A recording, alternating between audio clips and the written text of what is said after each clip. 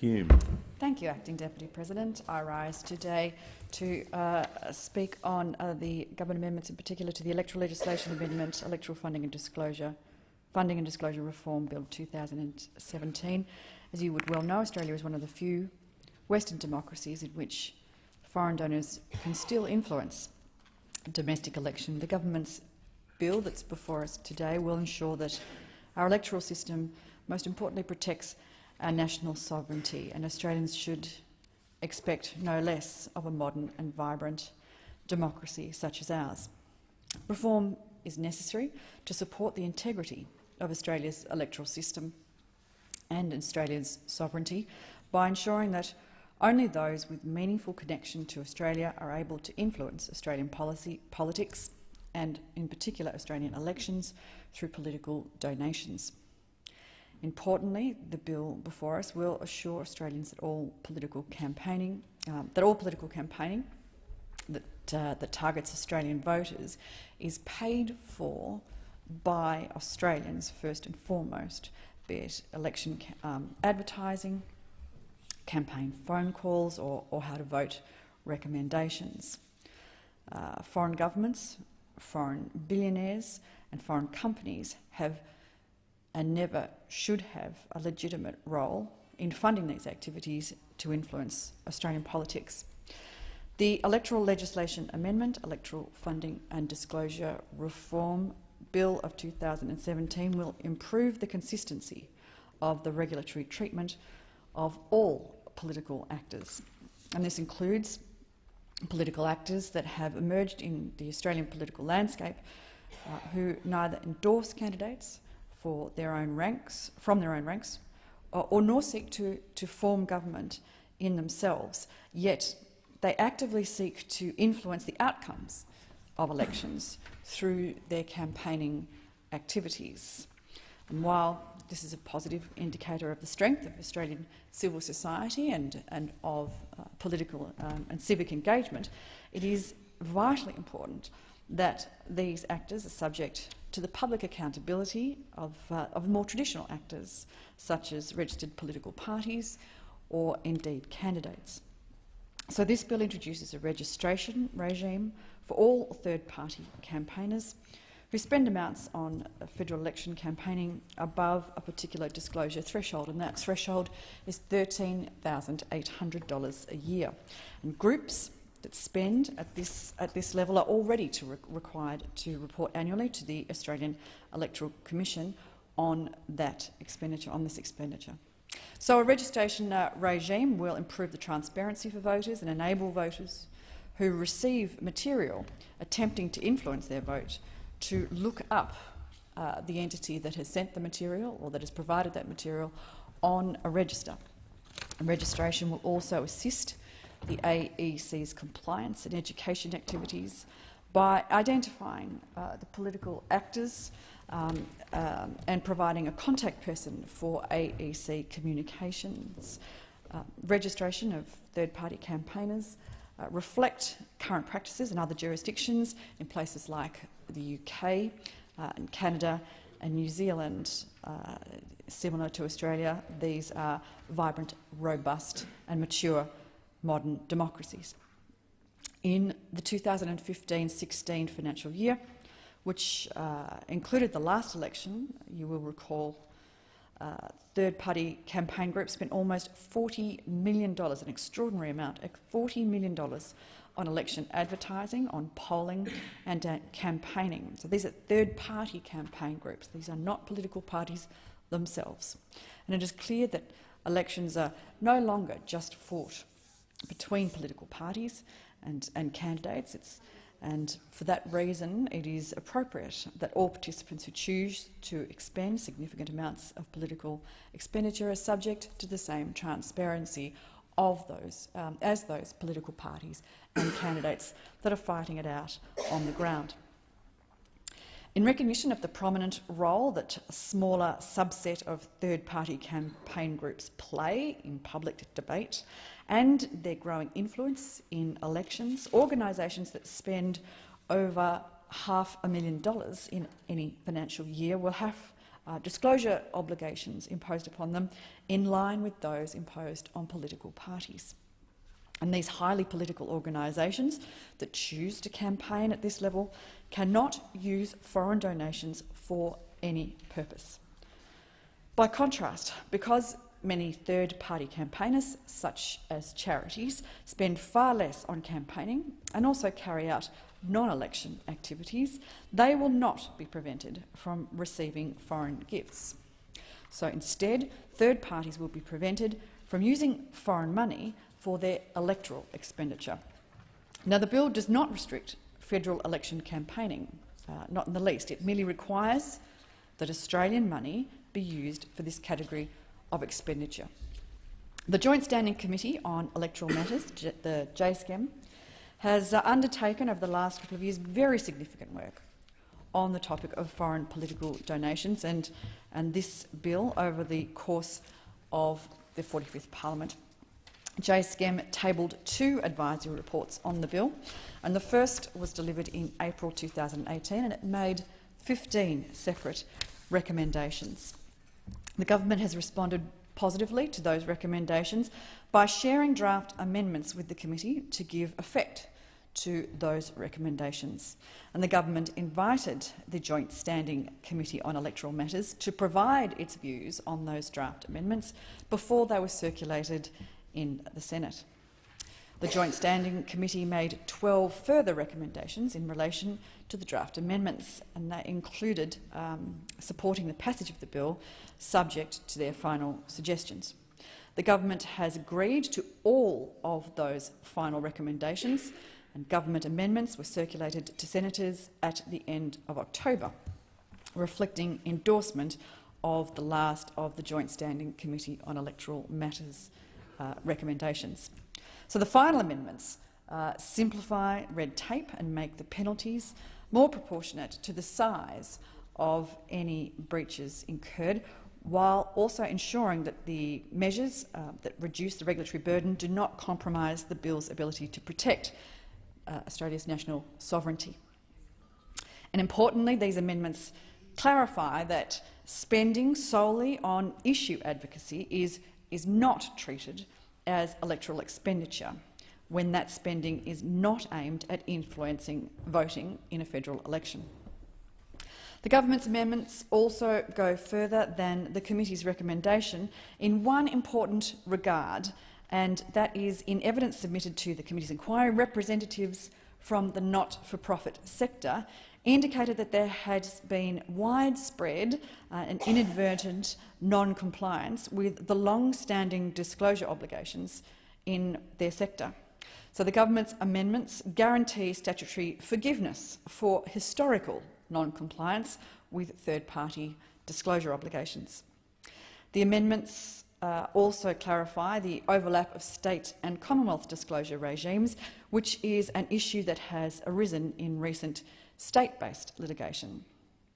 The amendments ensure that, on one hand, state or territory laws do not regulate donations for federal campaigns, while on the other hand, they also give assurance that Commonwealth laws do not apply to money that is directed towards non-federal campaigns. So this includes state, territory and local government elections. So subsequent to the previous Joint Standing Committee on Electoral Matters committee inquiries, the government has also engaged further in constructive dialogue with the opposition and also with stakeholders in the charitable sector. And a final suggestion that was raised in these discussions was for a post-implementation review in 2 years' time. And the government has confirmed its support for that proposal. There will be another federal election under the belt by that stage, so the timing is appropriate. So that will be achieved by way of a Senate motion that will be moved after the bill has been passed in the Parliament. So the reforms in this bill are very important and are necessary to support the integrity of Australia's electoral system and Australia's sovereignty, of course, by ensuring that only those with a meaningful connection to Australia are able to fund Australian political activity. And it will ensure that the Commonwealth's electoral funding and disclosure regime keep pace with international developments to prevent foreign interference. And these reforms also provide the transparency for Australian voters ahead of the next election. There has been considerable support for these amendments, for this legislation, in particular from the not-for-profit sector, and with your indulgence, Acting Deputy President, I would like to just enlighten the chamber on some of the support for this bill and for the government's amendments.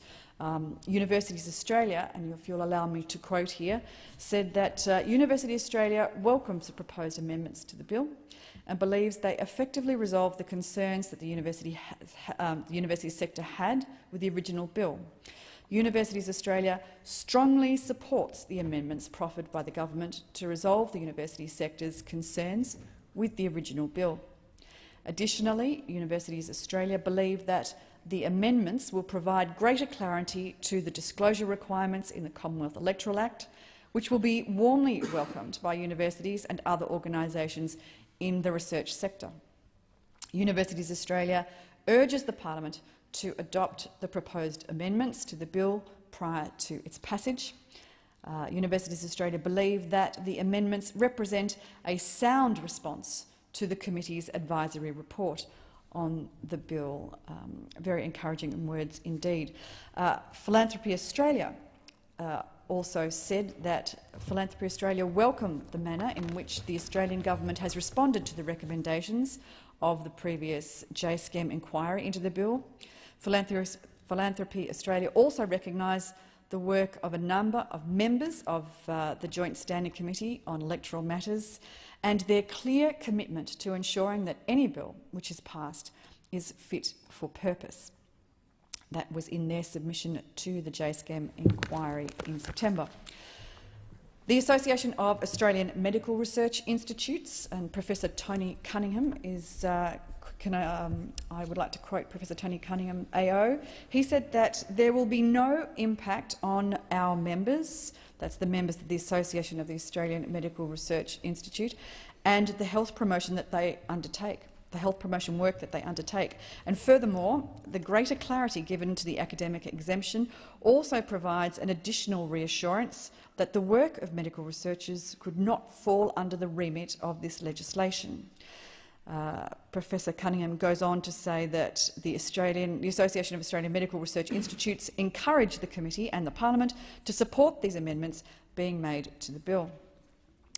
Mr Hugh de Kretzer of the Human Rights Law Centre said that the proposed law adopts a far more sensible approach to regulating election communications while ensuring charities and other community groups are free to speak up about their work. We welcome the major achievements to this bill and thank MPs across the parties for their constructive engagement on the issue. Mr Joseph McCarthy of the University of Melbourne said that given the narrowed scope of the new defined terms electoral matters, universities will not be subject to the onerous political campaigner reporting requirements, and importantly, philanthropic donations will not be captured, thus enabling the university to continue to receive these vital funds to enhance its academic activities. And the university welcomes and supports the proposed changes to the bill and thanks the Australian government for addressing the concerns raised by the sector. I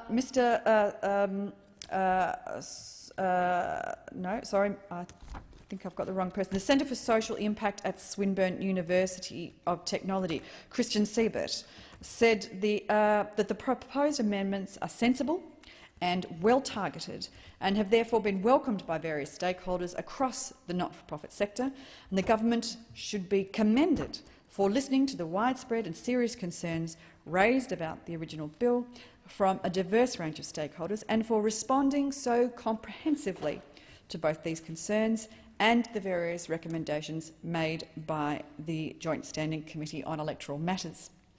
It's reasonable to expect that where charities do undertake electioneering activities, they should meet some basic transparency requirements regarding how much they spend on these activities and whether they received any larger donations to fund this spending. And charities are also required to do that anyway under the existing law. It's a hard argument to make that charities should receive a special exemption. The Australian Major Performing Arts Group said that they welcomed the proposed amendments to remove the term political purpose. It effectively addressed their major concern. The Australian Major Performing Arts Group welcomed the proposed amendments to the exemptions, and they welcomed the narrowing of entities required to register. They also said that they appreciated the bipartisan approach to developing what they believed are effective amendments.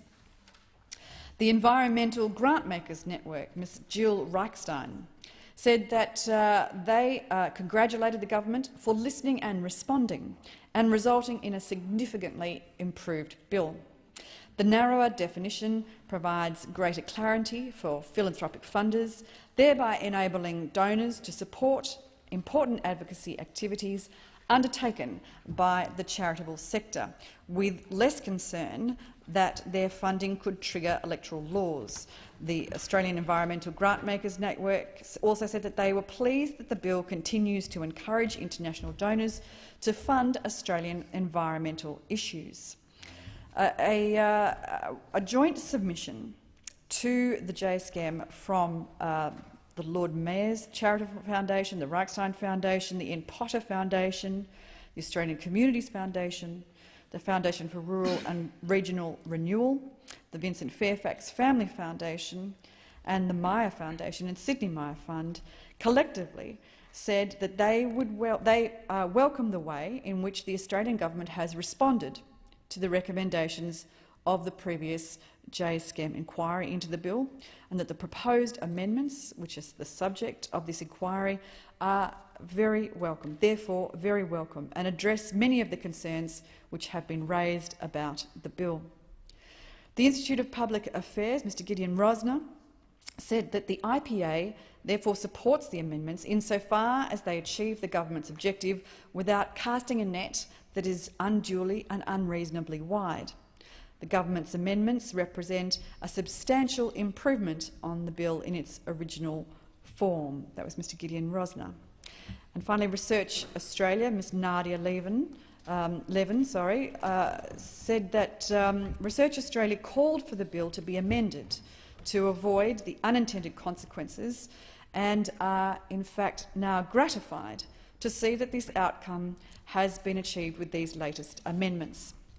The Health and Medical Research Centre is regularly invited to respond to reviews by government departments, and they are pleased to see that these activities do not fall within the new definition of electoral matters. So when these amendments were originally proposed, just to summarise them, the proposed amendments essentially ensure three things. They ensure that key political actors that spend significant amounts of money on electoral expenditure are subject to appropriate disclosure obligations, with obligations commensurate to their level of electoral expenditure. The other amendments clarify that spending solely on issue advocacy is not treated as electoral expenditure when that spending is not aimed at influencing voting in a federal election. And this has been clearly the main concern for the charities and other organisations that have lobbied the JSCAM and also the government on laws where those groups do not specifically also seek to influence voting in elections. And thirdly, the proposed amendments importantly override state laws to the extent that they would prevent donations or compel reporting of donations that were made for Commonwealth electoral purposes or are made available for Commonwealth purposes not pledged or reserved for use in state and territory jurisdictions. So, Madam Deputy President, the reforms in this bill clearly are vitally important and are necessary to support the integrity of Australia's electoral system and, of course, Australia's sovereignty. And they do that by ensuring that only those with a truly meaningful connection to Australia are able to fund Australia's Australian political activity. This bill and the amendments will ensure that the Commonwealth's electoral funding and disclosure regime keep pace with the international developments that will prevent foreign interference. And the reforms also provide transparency for Australian voters ahead of the next federal election. Thank you, Senator Hume.